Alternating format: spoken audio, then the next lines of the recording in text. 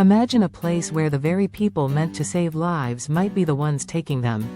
This is the chilling story of Bexar County Hospital. In October 1981, Susana Maldonado, a nurse, walked into her boss's office with a disturbing observation. Too many babies were dying under the care of one nurse, Janine Jones. Head nurse Pat Belko initially dismissed Maldonado's concerns as gossip, but Maldonado had done her homework, and the numbers were alarming. Belko decided to investigate. She walked through the pediatric ICU, a place where critically ill children fought for their lives. The ICU was a somber world, filled with silent children hooked up to tubes and monitors, a stark contrast to the lively pediatric ward. Belko checked the census book and found that Maldonado's numbers were correct. She knew she had to act. Belko and Dr. James Robotham, the ICU's medical director, agreed to launch an investigation into the deaths.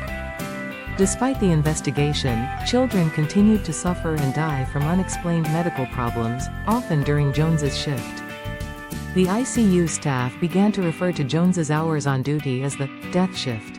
Between May and December 1981, 10 children died under suspicious circumstances, all with Jones present during their final moments. The hospital administrators, fearing lawsuits and bad publicity, chose not to fire Jones or call the police. Instead, they decided to replace all licensed vocational nurses, including Jones, with registered nurses. Jones left Bexar County Hospital in March 1982, and the unexplained deaths stopped. Jones then took a job with a pediatrician in Kerrville, where more children began to suffer medical emergencies. One of these children, Chelsea Ann McClellan, died, and when Jones left Kerrville, the emergencies ceased. Today, Jones is free on bond, awaiting trial for murder and injury to a child. Prosecutors believe Jones injected children with a powerful muscle relaxant, leaving them unable to breathe. This story reveals the horror inside Bexar County Hospital and how poorly the medical community dealt with it. Investigators are now focused on Jones's complex personality and possible motives, including a lust for excitement and contempt for inexperienced doctors.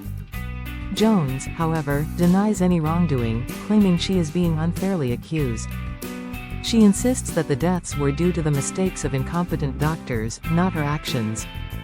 Jones's aggressive and assertive personality made her both admired and disliked among her colleagues. She was known for her extraordinary skill in starting intravenous lines, even in the smallest veins. But her loud and coarse behavior, along with her constant questioning of doctors, made her a controversial figure.